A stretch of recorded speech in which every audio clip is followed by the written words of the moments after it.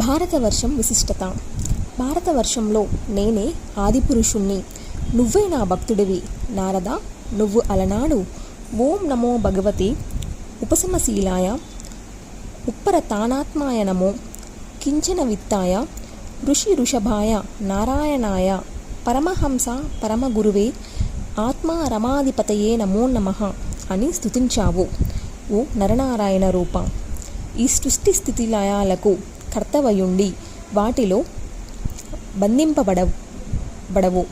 దేహదారివైన దేహాంతం లేనివాడవు. అసక్త వివక్త సాక్షివి.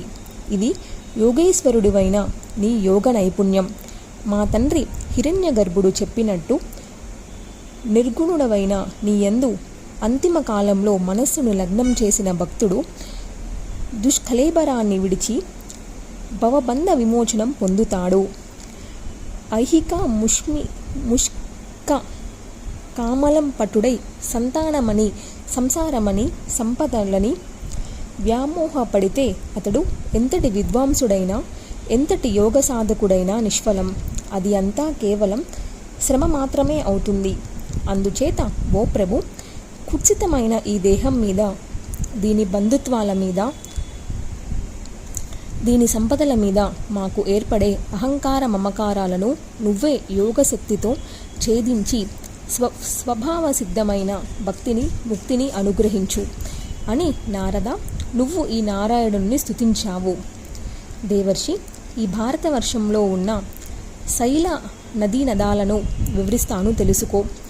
మలయ, మంగళప్రస్థ, మైనాక, చిత్రకూట, వృషభ, కుటక, కోల్ల, సహ్య, దేవగిరి, ఋష్యమూక, శ్రీశైల, వెంకటాద్రి, మహేంద్ర, వారిధార, వింధ్య, భుక్తిమత్, వృక్ష, పారియాత్ర, ద్రోణ, గోవర్ధన, రైవతక, కకుబ, నీల, గౌరముఖ, ఇంద్రకీల, కామగిరులు ప్రధానమైనవి.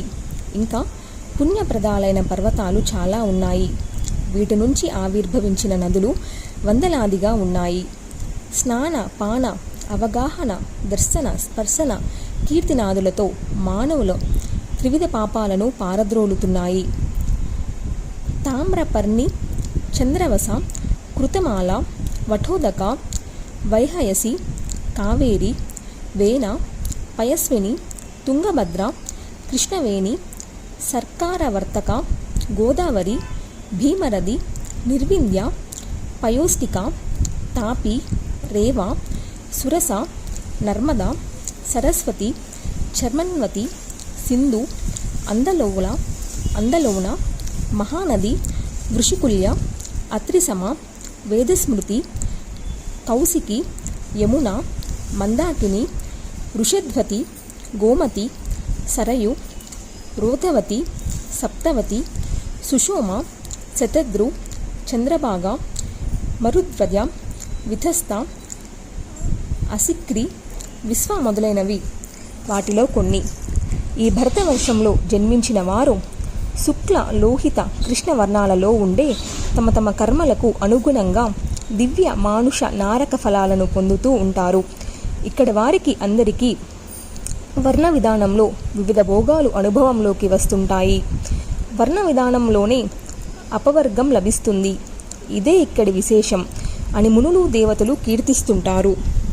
నారద, ఈ భరతవర్షవాసులు అదృష్టమే అదృష్టం. శ్రీహరి స్వయంగా ప్రసన్నుడై వీరికి తన పట్ల భక్తి స్పృహ కలిగిస్తూ ఉంటాడు.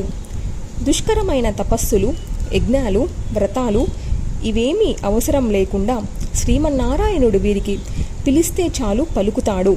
భక్తితో ఒక్కసారి స్మరిస్తే చాలు క్షణంలో అభయమందిస్తాడు. ఎక్కడెక్కడో పుట్టి ఏమీ లాభం? భరతవర్షంలో జన్మించడమే ఒక గొప్ప వరం.